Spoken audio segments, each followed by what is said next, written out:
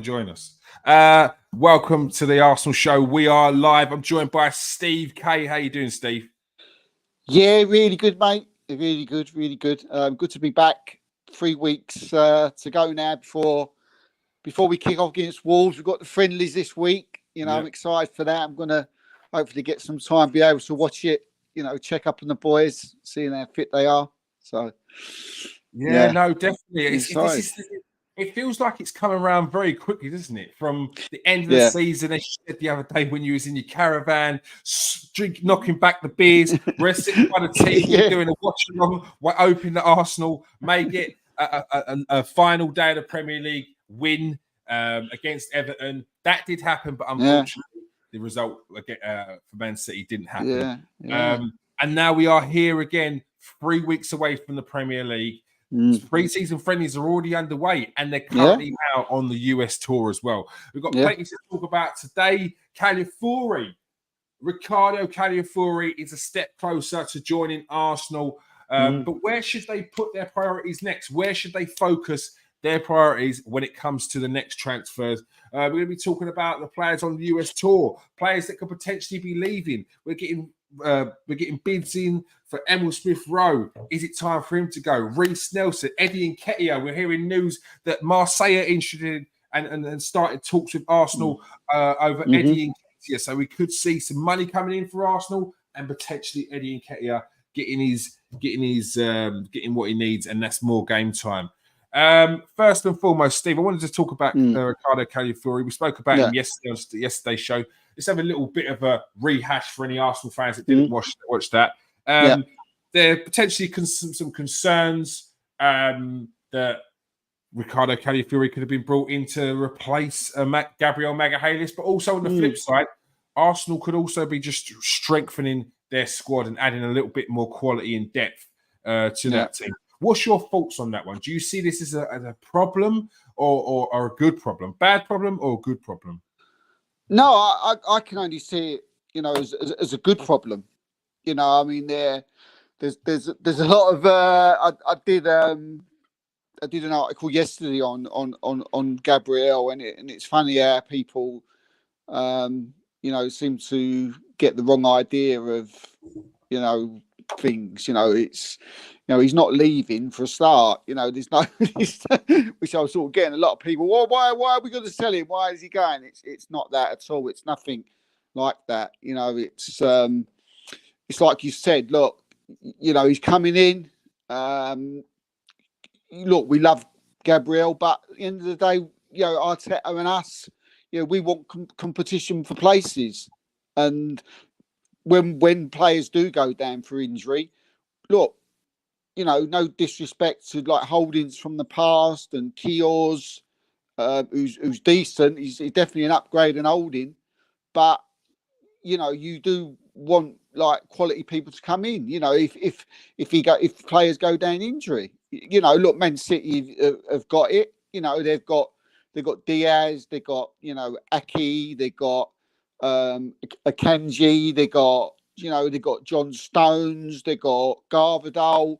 They don't all play. They can't all play them every week. So Arsenal, we want to win the same prizes as them. We want to be the next kings, if you like, to take over. So we need players in every position. And we need competition, whether that's for Gabriel, whether that's Liba, whether that's for anybody in our team. And Arteta's, seen this guy. And look, we're still very unsure where he's gonna play. Arteta's obviously got in mind what he wants to do with him. We can only surmise, what he does. We know that last season, we was definitely short of a left back. We know that, but we was certain that was Timber. Do you know what I mean? Because of his injury, that he was going to be the new left back. So, and a lot of people saying, okay, look, Gabriel's, he's not going to be dropped. He's not going to do that. Calafiori will be the new left back. Well, if he's going to be the new left back, then what's happening with Jury and Timber? Is he going to be going over to the right? Is Ben White now going to be starting on the back? Do you know what I mean? But I think it's all about competition. It's not about the starting 11. It's all about swapping and changing from week to week, game to game, Champions League. We need a strong squad, and we need quality, top international quality. And this is Calafiori for me. Yeah, no, look, I think your article says it. It's. I think it's more of a question as well. It's not. You're not saying that. It's a question, yeah. Exactly. You're not saying that he's been brought in to replace Gabriel. It's a question. I think it's a fair question when you're paying 40 million plus million for a player that plays predominantly now as a left centre back position, which he excelled in the European Championships. But we can't forget that he also can play and did play the majority of his career as a left back and a left wing back, and you can see that in his style of play. He's very aggressive, very forward, progressive defender. So even the other when I was watching him in the European Championships, I was thinking, for a centre back, he gets forward so much. He set up the goal that got Italy through to the next round as well. So he's got that. But then on the flip side, he's also got. He gave away a penalty, which led to was it Croatia or was it the Turkey game? I think it was Croatia to get a penalty. So look, he's not the finished article. It was only a season ago or 2 seasons ago that it was at Bâle, and it was I think Bologna paid like 4 mil for him. So yeah, look, he's come a long way in a short space of time. So there's definitely room for improvement in him. I would have thought first and foremost is you stick with what's working.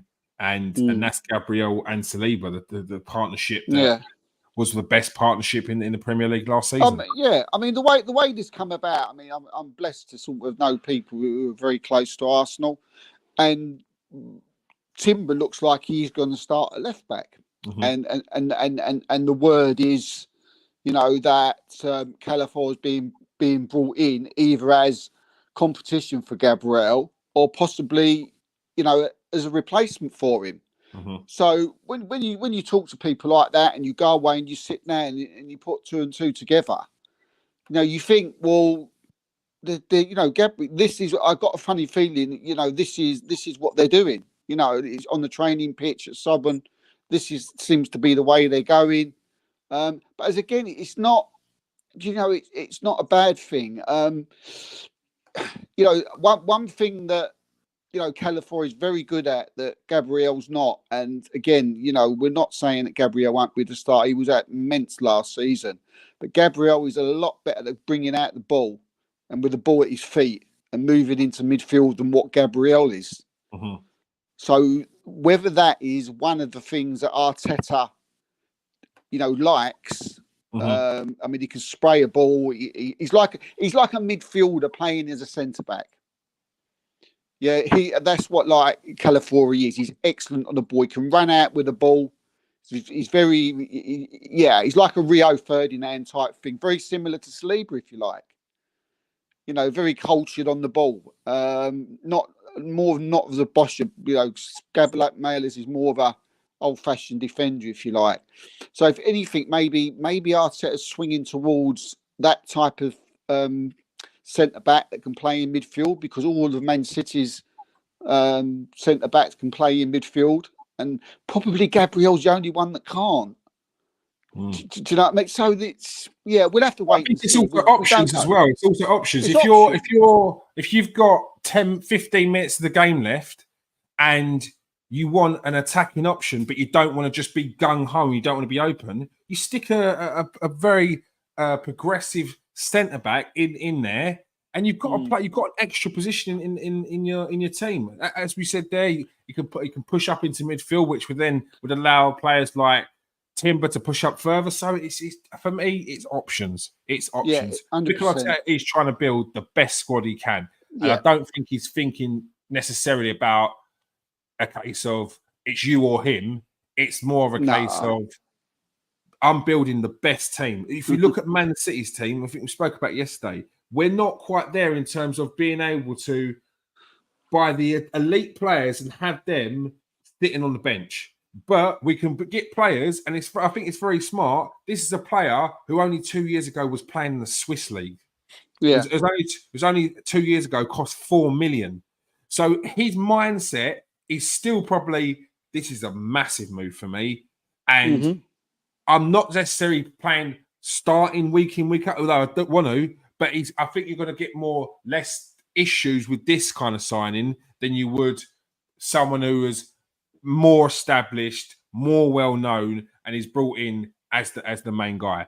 I think if you look at our team as well, we've got a lot of players like that, a lot of players that you can rotate in our team, and he's done well. I wouldn't have thought that Trossard would have been a player who would have been happy to sit on the bench, considering he came from Brighton, not being happy at sitting on the bench. He's come to Arsenal, bided his time, has got that position, and he's kept his shirt. And I think that's just what this team's more about. It's about once you get that a place in the team, it's about holding that place down. And if you have lost that place, it's probably because you didn't play as well as you could have done. Sorry, mate. Go on. Yeah, no, I mean, when Arteta was asked about the Calafiori transfer, he said, I can't. I think it was today in the pre-season press conference. I think what he said. He said, obviously, I can't talk about this. He said, but it's no secret that that we do need to strengthen options in certain places. So that's what he's doing. He's bringing in players to strengthen options. What he wants is players who can come in, pressurise, for instance, Gabriel, and push Gabriel even further, to be even better. And obviously what he wants and what Arsenal fans should want. We want Calafiori if he can be better than Gabriel, then great. Which a lot of Arsenal fans seem to think that, if he comes in and takes Gabriel, then, why are we doing that? But it's like you've already said, we need to strengthen in certain areas. And this guy seems certainly, capable of doing that for what we've seen, especially in the Euros. Yeah, I agree.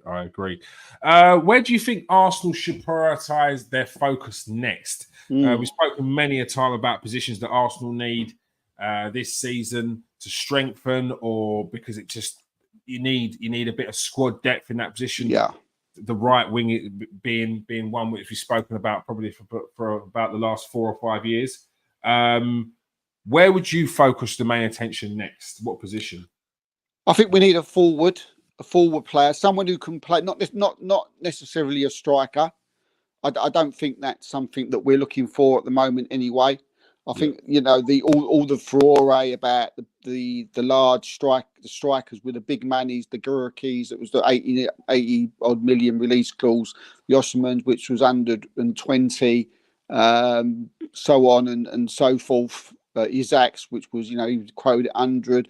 I think we probably would have been prepared to pay that, if we didn't have Havertz. If we didn't have Havertz and he wasn't doing what he was done, towards the back end of last season from January onwards. And I think they changed their way of things then. I think we need a forward who can play across the front. Someone who can play on the left, someone who can play, especially on the right, to help Saka out. And if they can, to play down the middle. So definitely someone forward, and Eze, someone like that, and Neto. Those two seem to be the two that are basically left, that we can get, that we know they're interested in, and also I think we need, and obviously someone in midfield. Yeah. Some people would be quite surprised that you mentioned Eze, a player who plays off of the left usually, can also play in an attacking midfield role. What's Arsenal's interest in the player? Was that to be as the left-sided player, or did they see him as someone that could play across the three? Yeah, I think they see him as someone who can play across the three, anywhere across that line. Again, it's a lot of money they've got to pay. It's a £60 million release clause they've got to pay for him. So it's not he wouldn't be cheap. But look, there's interest there, So he's away now. He's probably back now. So there's definitely interest there. So it's one that we do have to keep an eye on. But look, as you've already said, it's tough for teams like Arsenal. It's tough for teams like Man City, because you've got to try and convince a player of the project and to come in and be part of a squad rather than part of a first 11. So that's the awkwardness that you're going to find with players like, especially Eze, who's, he's not young now. He's 26 years old, and obviously, he's just come back from the Euros, and he's going to want to go from strength to strength. So he's going to want to be playing regular team football. So there's probably your negative of trying to get him. On the plus side, he's got. He's coming to a club who, could win the title next year, who are in the Champions League. So there's a decision to be made for him. But we're definitely someone we're interested in, that's for sure. Do you? We've got players like Emile Smith Rowe in the squad. I know he's had his injury worries, but there's been solid interest from the likes of Fulham and Crystal Palace, and it seems like Fulham seem the team that really, really do want him. Do you not see a player similar in type to Eze? I know that Eze is probably more in better form at the moment, but it feels like not necessarily like for like, but could you not get something out of Emile Smith Rowe that you could get out of Eze? Look, I mean, I think they're very similar, mate. I think they're very similar. If we go back, 2-3 years ago, we thought Emile Smith Rowe was going to be the face of Arsenal for years to come. Do you know what I mean? Odegaard come in and Odegaard was struggling when Smith Rowe was on form, and Odegaard come in. Odegaard struggling to get in the team. Smith Rowe got into the England team and he was playing there. I think he scored on his debut, didn't he? For England against, was it Hungary or someone? Correct me. I know he scored a goal. Look, a fit Emile Smith Rowe, mate, is. We wouldn't even be we wouldn't be looking for someone on that. We wouldn't be looking for a forward. Yeah. If you've got someone, what is he, 23 now? We know what Smith Rowe can do. We've seen what he can do. We know the ability of this player, but as his confidence lacking a bit now, is his injuries just playing too much up? Look, he doesn't. One thing we do know is that Smithfield does not want to leave. Yeah. He wants to stay. He wants to fight, and I admire him for that. And look, I'd like to see him stay. Do you know what I mean? I'd like to see him just given one more chance. But I've said that for a couple of years now. I mean, how many times can you keep? And it's not a dig at Emile Smith Rowe ability because on his day he's up there with the best. He's up there with the Ezes. Do you know what I mean? He's up there with the Elises for me. Do you know what I mean? At his best. Yeah.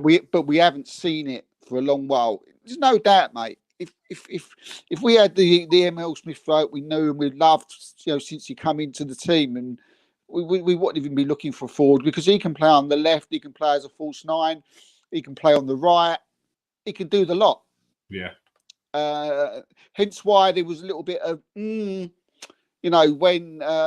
Crystal Palace came in for him. Yeah, which selling, they want the right money.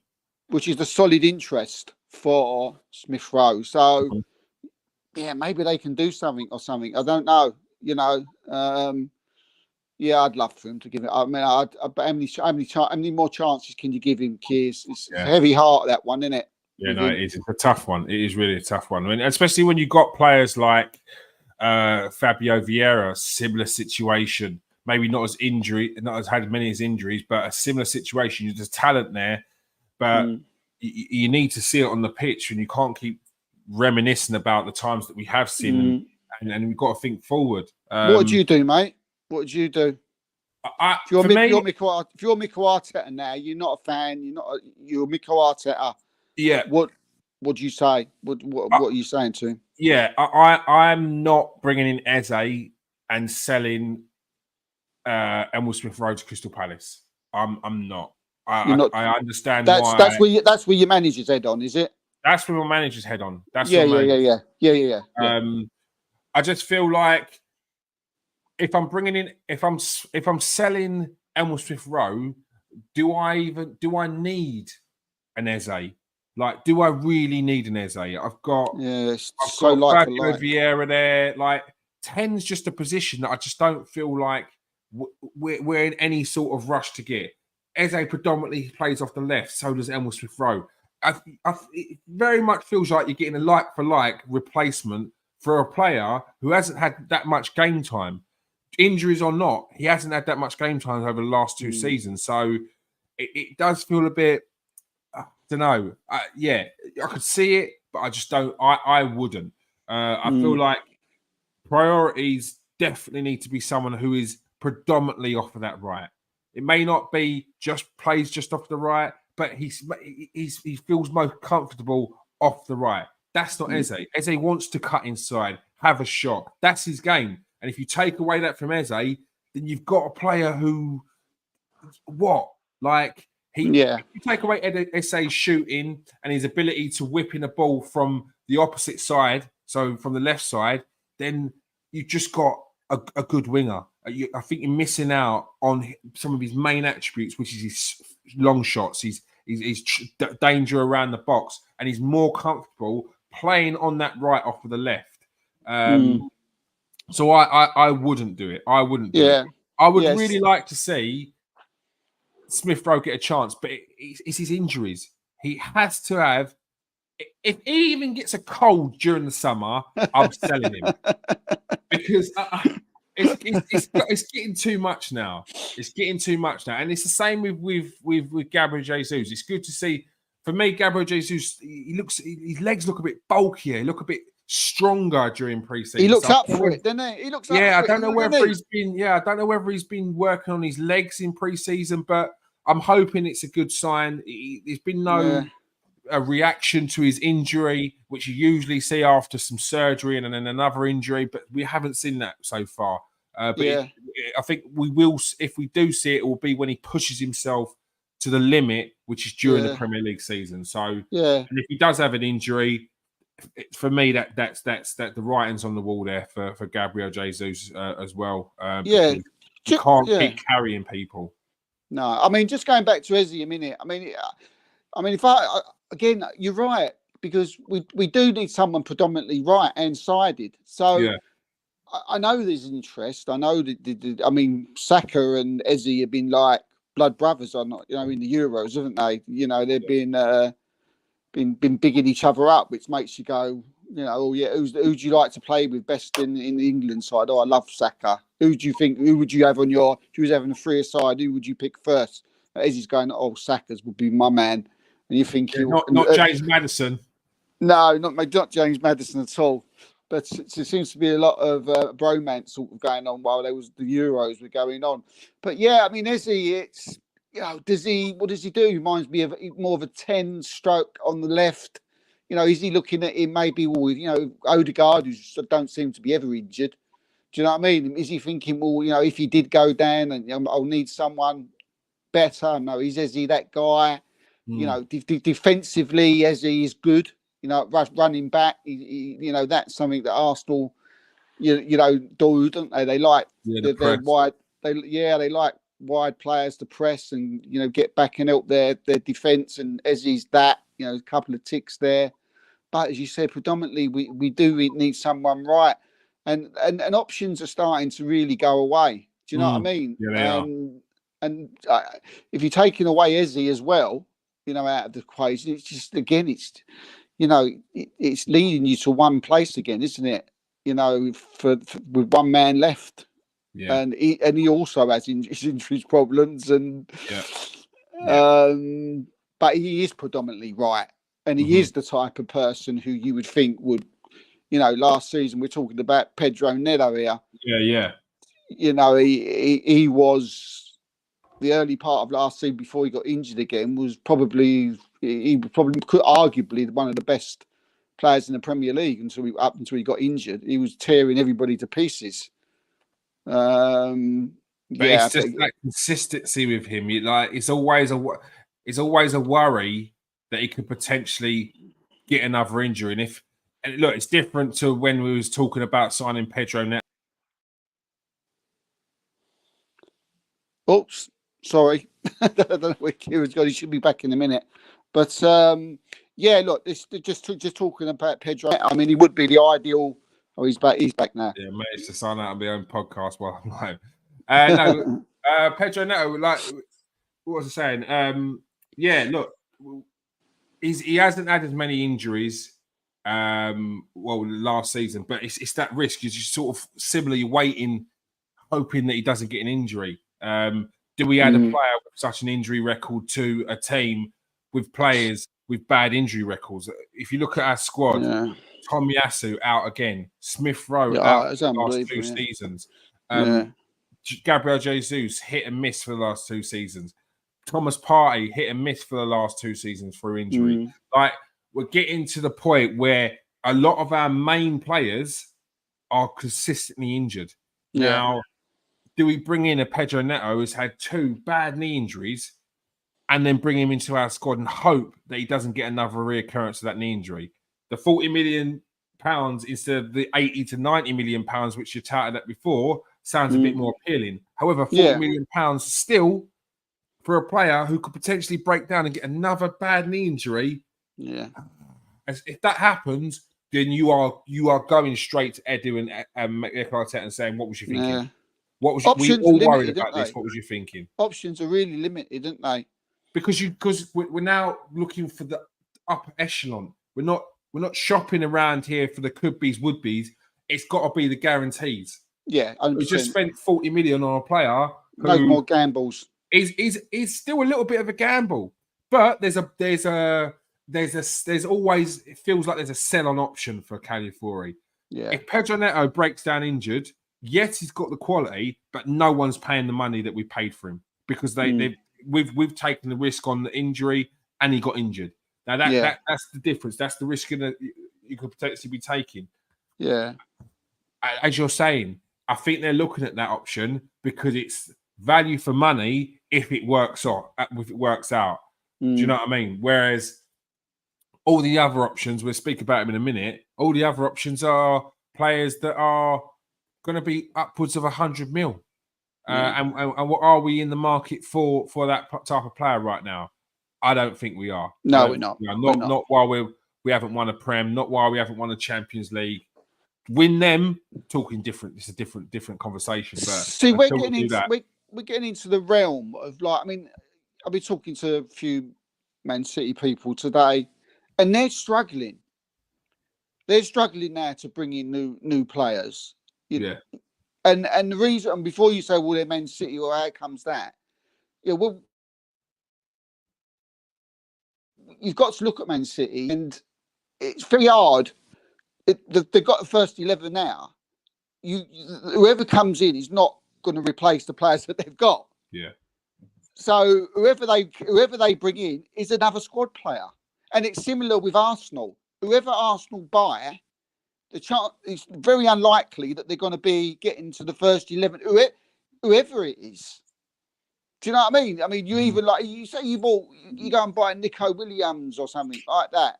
Let's just say you went and bought him.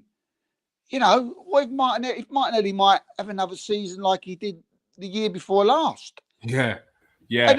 And then you think, like, well, do we actually need Nico Williams? Trossard's come in and smashed it since he's joined. This is what I mean.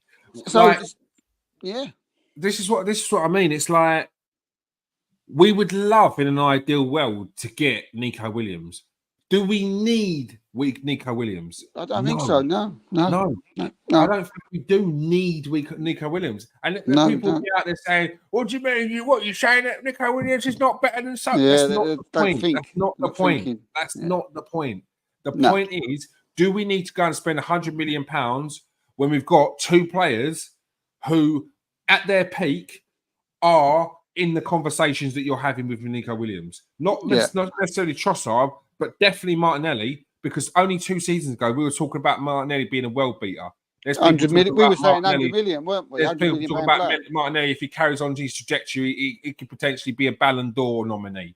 Yeah. So it's not beyond the realms of possibility to think that Nico Williams and Martinelli could have talking about them sitting in the same conversation when 100%. Martinelli's at his peak. The only difference is Martinelli didn't have a great season last season. Still put the stats on the board, but for us it's underwhelming. And he needs to do better.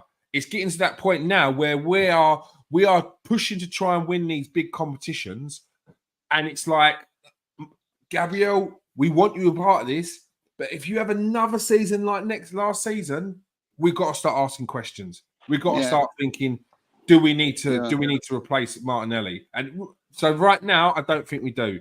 The priority for me needs to be on that right. If we're going to be losing Nelson, who we don't rarely use, we need someone who Mikel Arteta can feel that he can trust to put in that position, because it's not Reece Nelson. No. I mean, and we, we've said that Nico Williams probably he wouldn't come to us anyway for that very reason that we've just spoken about. Yeah. Because he's going to think, well, what if Martinelli starts smashing it? Do you know what I mean? And starts tearing it up. Where am I going? Do you know what I mean? Am I going to be sitting up? So it's, you're right. I don't think we really, really need him. And we're not going to judge Martinelli, especially when he's been an upward trajectory ever since he's came to the club when he was whatever age. Do you know what I mean? And he's had one off season. Do you know what I mean? People do judge him. People have judged him. People will judge him. And but we're not going to on here. Do you know what I mean? I think it's crazy. He's had one underwhelming season. It's underwhelming by his standards, but he set those standards over the last couple of seasons. Like, he was unstoppable at some points in the previous season.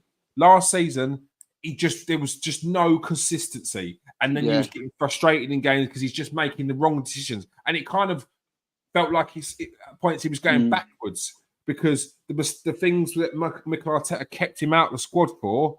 He was doing last season, just running too fast to one pace. Like, just slow it down a bit. Use your brains. Crossing at the wrong time, like shooting when he should be crossing when he should be shooting. So I think trying too hard, wasn't he? Trying too hard. He was trying too hard. He was trying to, when passes were on. Do you know what I mean? How many times he was through and he was just lay it off. Yeah. And he'd try and take him on, and he'd do all the hard work, but then he'd mess it up. Breathing down his neck. And he's a young player. So a young player with an older player breathing down the neck, saying they want that position, showing that they want that position, he's put pressure on him, and he needs to just deal with that pressure in a different way. And it's not necessarily, I'm going to score the goals, because you'll get just as much praise for setting up an assist as you will scoring a goal. And I think, as you said, like, he's bought so many players now, Arteta, that if Martinelli wasn't, we're talking about Trossard, but there's other players who can play out there. Do you know what I mean? We've got other players who can play out there. Jesus can go out there. Havertz can play wide. He's played wide on occasions. So, or he's moved wide on occasions. So, he's never been put under pressure anymore, Martinelli. But I think he's big enough. I think he's strong enough. I think he's good enough to come back next season. But we've got to be careful with these 100 million buys. We've got to be careful with these superstar buys. Again, while we've been talking here, and I've been sort of going around in my head, apart from injuries, Neto's the guy, isn't he? Neto, if you take away the injuries, he can play on the left, he can play on the right, so he can do both things. We can rest Saka every now and again against, maybe in smaller games against your. Do you know what I mean? Your Southamptons, your the Forests, your whatevers, Bournemouth's at home, or what. You can play Neto, give Saka a rest. You can if when he's playing, he can come on at 60 minutes, or give Martinelli a rest, or Trossard. Do you know what I mean? He's absolutely perfect, because you can. He's your Swiss Army knife, and he's Premier League proven. Yeah. He knows how to play in the Premier League, but there's this thing hanging over him, and it's his bloody injuries. And it's not just a few injuries. He just goes down. I don't know, too much. They're big. They're big. Then it's like, oh, not again. It's to a point where you think, even when he's playing for Wolves, you hear sort of, it comes up on Sky or something, or you hear it from somewhere, and you think, and someone says Neto's gone down with an injury again. And you're feeling sorry for him. You're thinking, oh, not again. Surely not. And that's the type of thing. And so when he's going to come to your club, it's the first thing that's going to come into your head, isn't it? And it's such a shame for him. Yeah, but it is. It's just going through his injuries now. Since since where he had a bad one. So it's a bad one in 2020 to 2021, where he was out for near enough a whole season. And that was a knee injury. He came back, got an ankle injury in October. He was out for 127 days. And then he got a hamstring injury in 2023-24, where he was out for 58 days. And then he got another reoccurrence of a hamstring injury in March, and he was out for 67 days. So they're not small injuries. Like, how you're old losing. Is he? What, he's only 23, isn't he? Well, he's gone again. He switched himself off again. Yeah, look, I mean, it's awful because he would be the perfect, foil for that left-hand side and right-hand side for Martinelli and Saka. But yeah, you switched off again. Stop doing that. He's 24, but he's 24. He was 24. I don't know what happens when you go off. The viewers go. So what's going on here, people? Is they talking about me or something? It looks like we've gone down again. There you go. Oh, I get the hint. Yeah. Don't worry. Don't take it to heart. Let's go through some of the comments. BX Gunner says, Eze is what you want from Emile Smith Rowe on the pitch. Yeah, you want that consistency and injury free. We're still waiting for Emile Smith Rowe from 2020 to 21, unfortunately. Yeah. When you look at Arsenal's squad, you look at the attack and midfield, and it isn't going to get any game time. There are far better midfielders in the squad than Smith Rowe, in my opinion. It's hard. It's heart over head, isn't it? Agreed. Long-term injury. They're off. Can't keep this up. And he's talking about Smith Rowe and Gabriel Jesus. It is getting to that. This is the season. I'd probably say it's make or break season for quite a few players. Who would you say is potentially make or break season for, Steve? If they don't get sold now. Yeah, you can have them in as well. I mean, Reece Nelson is going to be going this summer, surely. Yeah. I mean, we look, if we're taking away, look, I think Eddie looks like he could be on his way, and it looks like Reece could be on his way. So let's take away them. Emile Smith Rowe, I'm still not 100% sure that he will go. Just from the rumblings and talking to people and just his attitude, he looks really happy out on tour, smiling, working hard.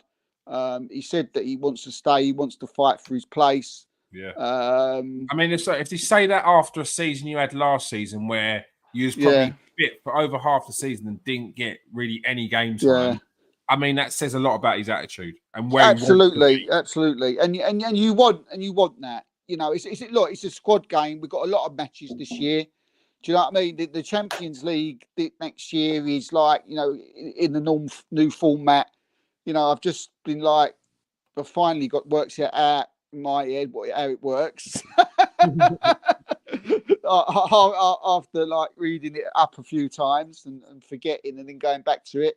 And so there's a lot of matches. There's more matches in the Champions League. We're going to hope we're going to play in the League Cup, the FA Cup. So, but yeah, look, back to your question. I think this will probably be the last season we're going to see Thomas Partey at Arsenal. So I think I can't really say it's make or break for him because I think he'll be off at the end of it anyway. Look, I mean, Gabriel Jesus, look, he has to stay fit. Yeah. He can't go down again with another injury. If he does, I'm sure, Arteta will be looking to replace him or possibly move him on. I think his mate as well possibly needs to have a good season. Maybe he's like Zinchenko. He had the season before last. I thought he was outstanding. I thought Arsenal fans were a bit out of order last season because same here. He was a bit, he was a little bit poor and he had a bad season. But look, so did Martinelli. Do you know what I mean? And so did a couple of others. So, I think that's a little bit of the ending he had to the previous season. So he had a really good first season, but at the end of that first season, there was a couple of games. Like the Liverpool game stands out where he wasn't sort of held in a good light at the end of it. Hands on head. One of the goals was his sort of poor defending. And then I think it started from there. The Twitter mafia get involved. That starts snowballing. Next thing you know, it's into next season. He has one bad game, and it's sell him, get rid of him. He's a liability. But yeah, I agree. I think it was a bit too premature to be calling Zinchenko out and calling him all sorts. Yeah, 100%, mate, 100%. So, look, if he has another dodgy season this season, then you think, he's had 2 off the spin. Do you know what I mean? It must be saying up. So maybe this is a big season for him. I expect him to come back stronger this season. I expect him to be maybe not the Zinchenko we see in the first time, but hopefully if he stays, and he's still at the club, then, I think he will need to have a good season. Mm-hmm. Tomiyasu as well. Look, his injuries are a concern. He's gone down again. Look, I've got no doubts about Tomiyasu. I think he's brilliant. Do you know what I mean? He's someone who you can play, right back, left back, centre back, and you wouldn't blink an eye, who he replaces. So very important. Definitely worth not keeping around for this season. But again, similar to Jesus, if we need to be keeping, if he goes down with another injury, if he gets over this injury, what he's gone down with now, which is a bit worrying. If he comes back from that fit from the season and goes down again, then he could be someone that could be moved on in January. Because it's you hardly see him, don't you, on the pitch. And look, maybe Fabio Vieira, and it's going to be a big season to him. But saying I've got confidence, mate, with these players I'm mentioning. Do you know what I mean? If it's not for Vieira, I'm more confident. I mean, he's not. He had one injury. That was it, really. One quite big telling injury. But I know that you're the same. I think Fabio Vieira will come good, but he needs to have a good season. At the same time, he needs to have game time. But when we the important thing is with these type of players, the Zinchenko's who may not be starting regularly, the Vieiras who may not be starting regularly, that's fine. You need a squad, but when they do come on, we need to see something. Even if it's like 20 minutes, 30 minutes, even if it's in a cup game, what we want to see is you thinking, you did well, you played well. Yeah, we're going to keep you. You're looking good. If you're coming into like a League Cup game having a stinker, or you're coming on for 30 minutes and you're having a disaster, and it gets regular, then you think, you can't have games do things like that. So yeah, probably they're the main ones. I can't really think of anything else. Anybody else? Yeah, no, that's probably those. Do you think the Calafiori purchase may have had a little bit of? I know we're looking at Gabriel because that's the obvious, but I'm just thinking there maybe potentially a replacement for Tomiyasu. Tomiyasu is a player who plays right, centre back, and left. We've just brought in Timber, who his main position is right and centre, but can also play left and midfield as well. Yeah. If you take out and sell Tomiyasu to Bayern Munich, who were very much interested previously, then you've kind of balanced yourself out a bit more because you've got your left back in Zinchenko, Calafiori, and Timber. You've got your centre backs, whether you sell Kidior or not, but you've got your centre backs in Kidior, Gabriel, and Calafiori, Ben White, and Saliba in there, and the new right backs also Ben White, Timber. I think there's options there. So it may not necessarily be Gabriel. And if we're talking about injuries now, and a player who is probably most likely to move on because of his injuries, it's probably Tomiyasu. So yes, good shot. Yeah, no. Oh yeah, it is a good option. It is a good option, and it's like how we started the show. This is all this is. This is about options, and I suppose the main sort of crux or strength of the conversation should be based on exactly the way you've just articulated it just then. If he comes in, what could he bring for us? And I mean, you pulled out. I mean, funny enough, I never thought of that. Do you know what I mean? Tomiyasu, if he was to, he's never fit. He's hardly played. You know, if you're Arteta, you link him right. You know, I bring Calafiori. You know, he doesn't get injured. He's come available. He likes everything about him. He's strong, tall, you know, big and good on the ball. You know, all the things that, funny enough, like Tomiyasu is someone who, like we just mentioned just now, didn't we? We said that Tomiyasu can come in most positions, take over from whoever, and it's like great, fine, brilliant, and that's what we want. You know, players to come in and not make a difference. You know, City do it. You know, Arteta's, you know, wants Arsenal to copy City. You know, it's no sort of secret that you know he wants to do that, even by, like, you know, the way he sets up his team, the way the team plays and stuff, and the sort of players he buys. But yeah, that's a good shout, Matt. It's a good shout. Calafiori coming in as someone, because, you know, when Tomiyasu's come in, you know, when he has been fit, I don't know if you remember, like, I can't remember who he's came in fit for and what position he's came in. But I remember many times when Tomiyasu has come in and we're like, whether it was Ben White or whether it was Zinchenko, when they're brilliant. And I can remember me and you saying, can't drop him. Yeah, I know it's Ben White. I know it's Zinchenko and he was flying at the time. I know it was whoever. But no. And you say, well, you playing Tomiyasu this week? He starts. Yeah. He starts. And that'll be the same thing with Calafiori, wouldn't it? You know, if Calafiori comes in for Gabriel one week for whatever reason, and Calafiori has an absolute fantastic game against Liverpool, the following week, you know, he stays in. Yeah, you're expecting it, yeah. And that's only fair, because that keeps players on their toes. They see it as fair. They see it as fair. Look, they may be frustrated, but if you earn your place, keep it, and then a few weeks later, you have a couple of stinkers, and they bring in the next person. You know, deep down inside, that it's because you had those stinkers. It's not anything that the manager doesn't like you or any. You're going to start getting like that. You've had a stinker and you know it. Yeah, it's competition for places. He's had games where he hasn't played well. He's brought Martinelli back in, and he doesn't just give Martinelli one game. He gives him a run of games, which I think is fair as well. He gives him like 3 games. And Martinelli, unfortunately, didn't keep up. He's ended the bargain and played well. Was very on and off. So then Trossard came back in on the left, and he smashed it. And I think if players see that, they respect it, and they want to play for a manager who's doing it, especially when we're looking moving up the table as we are. Yeah, that's a good one though, mate. That's a good. See, that's another. When we was talking about Tomiyasu, that was a great example. Do you know what I mean? The Trossard Martinelli thing, and that's what we're talking about here. Yeah. Do you know what I mean? Trossard comes in. Before Martinelli starts playing every week, he plays out on the left. Trossard comes in, has a fantastic couple of games when he's got a knock.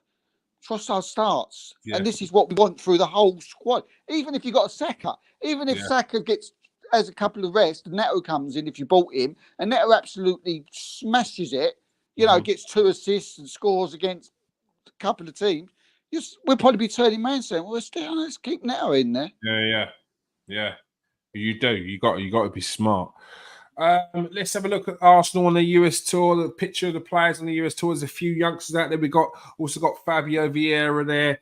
Zinchenko looking very, very happy. Ben White, good to see Ben White again. Gabriel Jesus, and Eddie Nketiah. We spoke about a couple of these players potentially going out on that tour. People would question why they were going. There's a few players on there. There's a few players on there. What are you doing out there? What are you doing out there? Eddie and Nketiah, look, of course they're going to be going. They're not sold. Why would you not take them on the US tour? Eddie Nketiah in there, Reece Nelson in there. But some youngsters always. Charles Sanogo Jr. We've got Miles Lewis Skelly. Ethan Wanyeri, who's been tearing up trees in the under-21s. A really good experience for some of these youngsters as well. And also a good opportunity to get some of these players in the shop window as well.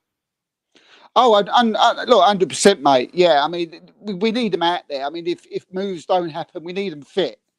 Do you know what I mean? We can't have them sitting at home playing their PlayStations. You know, Arteta wants to keep an eye on them. He wants to keep them. We're at that, you know, stage of the pre-season now where, you know, they need to be at their prime fitness. They need to be at full level. So he's going to want to take these players with him. But yes. So what was the question again? I got carried away. Good opportunity for some of the youngsters that are travelling as well. Yeah. Oh yeah, definitely, mate. I mean, Skelly you mentioned there, Nanwary. I mean, I'm really looking forward to seeing what they do. How he's progressed over the last year as well. Yeah, I mean Nanwary especially. Do you know what I mean? Because for those who don't know, this kid is mega special. Yeah. Do you know what I mean? He's someone that you can see, in the next year or two, where they're definitely like making his mark in the Premier League. He's I mean, dare I say it, maybe the next Masala or someone like that. Maybe we got someone like that on our. Not being funny, Steve, but if you listen to people in like the journalists in youth football, they are talking about Onyeri as the one of the next big things. Like equally in the same breath as they talk about these other youngsters that are excelling in these other teams around Europe. Ethan Onyeri is one of them names. Yeah.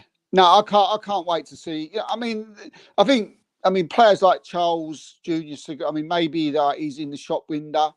Mm-hmm. Do you know what I mean? And players like that, maybe a couple of others, but I think pretty much other than sort of Nelson, I think Nketiah, I think they're the two that we got to look at as probably more likely to move on than anybody else. So.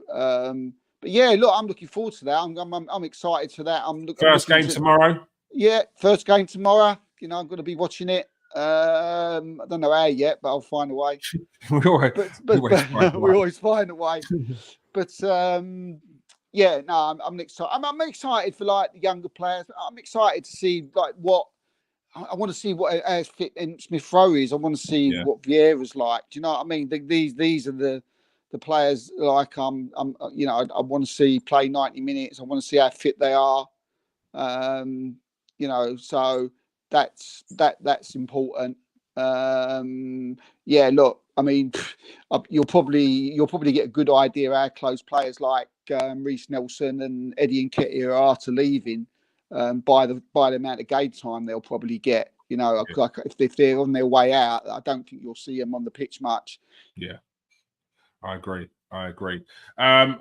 It's quite a contrast to last season's US tour, where there was a lot of criticism with the squad that Mikel Arteta took. Not necessarily criticism of the squad that he took last year, but more so criticism of the players that he didn't take. The likes of Charlie Patino wasn't on the list last year. Miles Lewis-Skelly and Ethan Onyeri. Maybe it was a little bit too early for them, being just turning 15 and 16. But one of the players that didn't go last year was Charlie Patino, and it proves that he probably wasn't in the manager's eye. He probably knew at that point there that he's not at the required level, and there's probably no point in taking him. This was the squad last year. There was a lot of people criticising the fact that Holding went and El Neni went and Trusty went when they weren't going to be players in the squad. But then you see this team here; it's got a good mixture of some of the youngsters as well, players that you might not know. Salah, who was on loan last season to Den Haag in Holland, and his game's massively progressed since. So I'll be interested to see them players, not necessarily with a view for seeing them in the first team next season, but I'll always keep an eye on these players going out on loan as well. So it'd be interesting to see who from this squad goes out on loan afterwards as well. Really good opportunity to see some players on this tour. Yeah, it'd be interesting to see, like, if Calafiori, once that's done and dusted, who's going to join up halfway through it, which it virtually is. It's just a matter of like signing the documents now, and that's that. That's how close we are to that. And maybe Mikel Mourinho as well, because there's really strong rumours now that's Arsenal pushing for that one.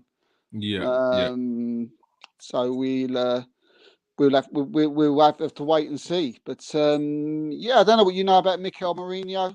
I don't know too much about him. Former Borussia Dortmund now Real Sociedad.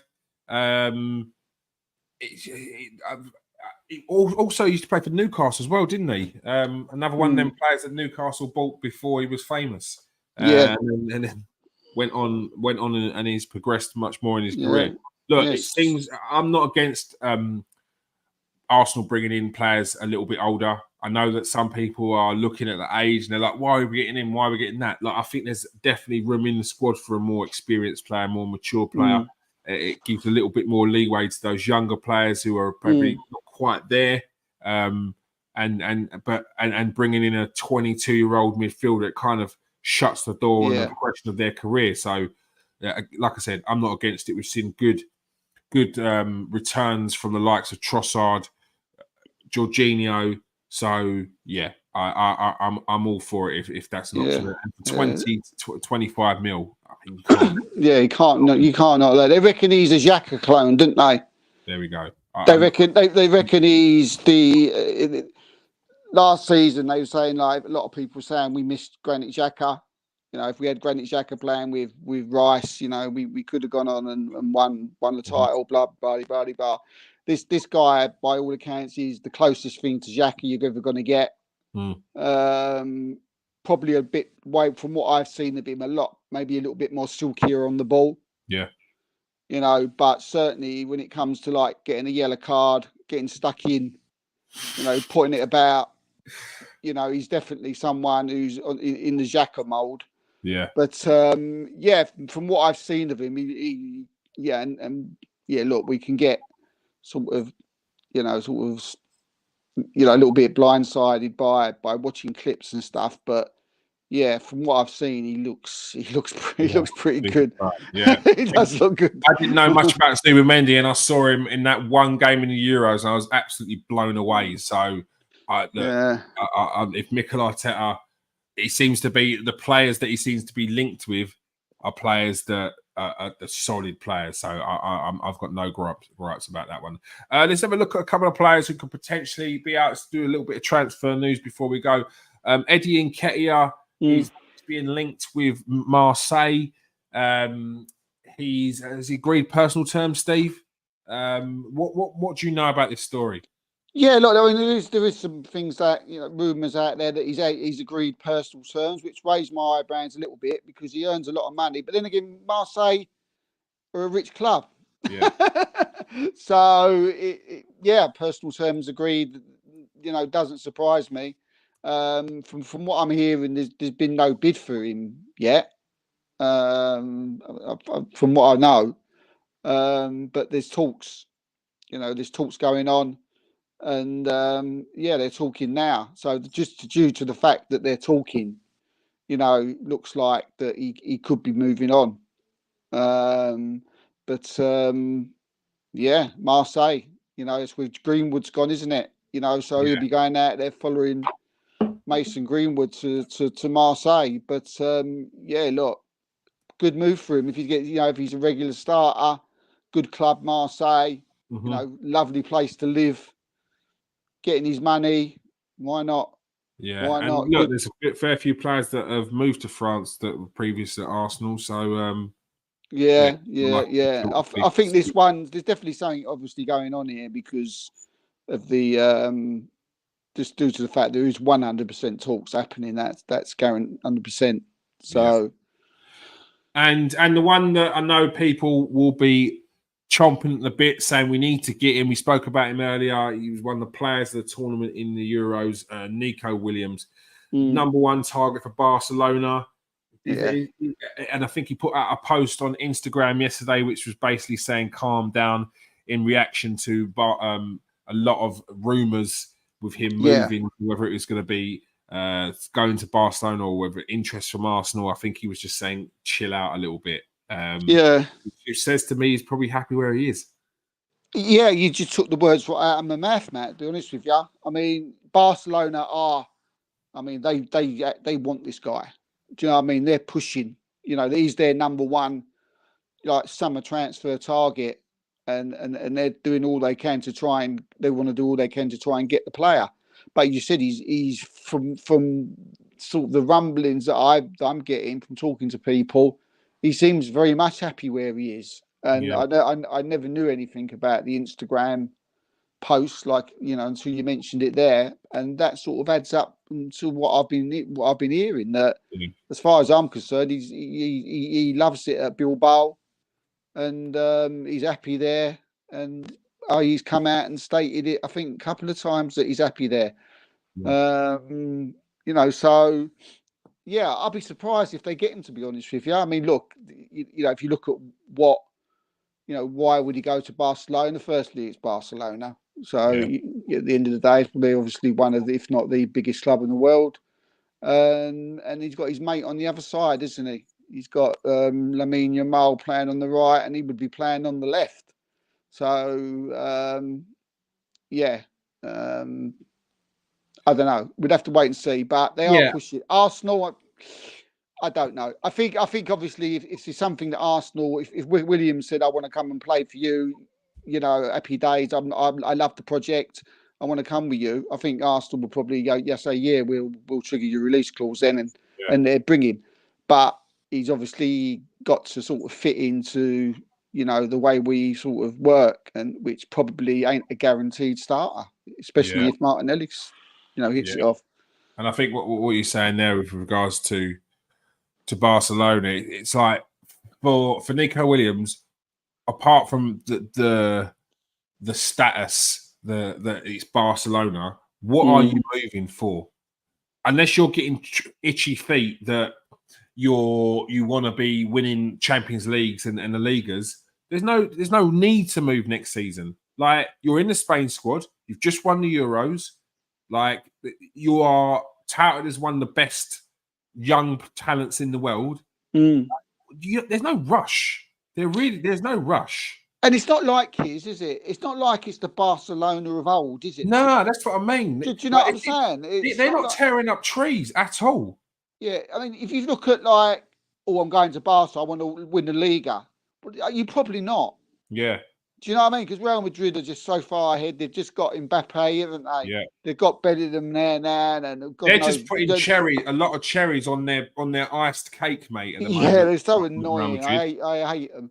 But and then the same with the Champions League. Barcelona, you've probably got, you've got Real Madrid in front of them for that. You've got City, probably even Arsenal, maybe. Yeah. Or Bayern Munich as well. Maybe Barcelona ain't, I'll go to Barca, I'm going to win the Champions League. Lovely. Yeah. Like a few years ago when, that was the pool, wasn't it? It's not that club anymore at the moment. No, so, stay where you are, or come to Arsenal, join the project. Stay where you are. When we need you, come over, mate, because there'll be a space for you. Yeah. Any other transfer news which has just dropped on your lap today that you want to give to anyone? No, Setford's done. The Ajax player. He's flew over to the US. We was talking about Levin players. We're looking forward to seeing. In the US. It'd be interesting to see Tommy Setford does for Arsenal. That's signed and done now.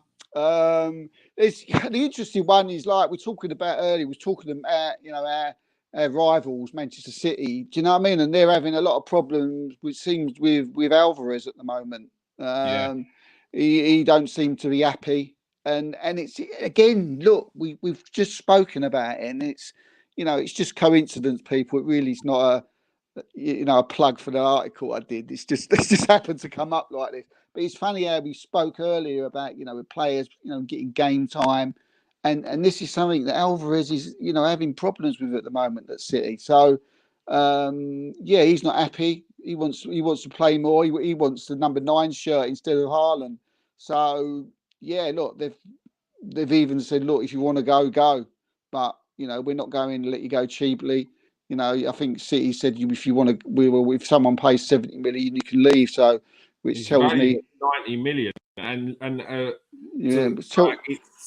I know he's a very good player, like a very good player. I think any other team, he's the starter. Do you know what I mean? But they've got Haaland in front of him. And last season, I know he's upset that he wants more game time, and probably more so in that position that Haaland's playing. But I think he played a lot of games last season for City. He was the fourth most. As I say, I was talking to someone yesterday, and it's like the article come about because I was told that Pep was really seriously pissed off the fact that he's gone the Olympics, which I can understand why. Yeah, I mean, it's Argentina. They'll probably win it, and he's probably going to be out there all the time. America. And he's just come back. So that was like, that's if that's the case, I'll do an article on that. So it did, and and talking to people who are really close to the club at City, they just don't get it. They don't. They don't know what he wants. Goals, 9 assists. He got 20 goal contributions in 36 games. 7 games, 7 goal contributions in the Champions League. I think he wants an excellent season. It's an excellent season he's had last season. So it's very surprising that of all seasons that he's decided he wants out. Yeah, I mean, I think he was like, it's a strange one. It really is. I think in the article, I think the headline was like, Pep is furious and people at City are baffled because they can't work out. They're trying to bend over backwards for this guy, but he's just causing problems left, right and centre. Yeah. Hence why there is been a price being put on his head. Atletico Madrid have came in for him, and City have said 70 million. They said plus add-ons. If you want to buy him, So there's been conversations. Just City have, that's concrete. What they've done, City there. Do you know what I mean? Yeah. So obviously there's been some kind of conversation between Alvarez and Thingy. So people saying he wants the number 9 shirt. He wants Haaland. He wants to be the spearhead of an attack, and he doesn't want to play second fiddle. And I suppose looking at those stats, you think, as you said, in any other club, he probably would be that spearhead, that number 1 striker. So, but that was a strange one for me. I couldn't get my head around that one. But it'd be interesting to see what happens with that. Yeah, it'd be interesting. Very interesting. Because there'd be plenty of suitors for Julian Alvarez. All right, that is all we have time for. Thank you very much for joining us today. We had quite a few people. BX Gunner 81. We had Simon Sheffield. Good to see you, Simon. It's been a while. A lot of other people coming in from TikTok as well. Thank you for joining us today. Appreciate your support. Thanks for joining us tonight, Steve. Yeah, pleasure as always, mate. Enjoyed it. Make sure you go and follow Steve K on Twitter for the latest transfer news. Make sure you go and follow the Transfer Exchange Show as well. Every Monday night at 8 o'clock, we have the Transfer Exchange Show. At the moment, it's a transfer special. There's plenty of news coming in, exclusives as well. And every Tuesday at 8 o'clock, join us on the Arsenal Show for the latest news, rumours and information on Arsenal as well. That's all we have time for, people. Peace out. Stay safe and wash your hands.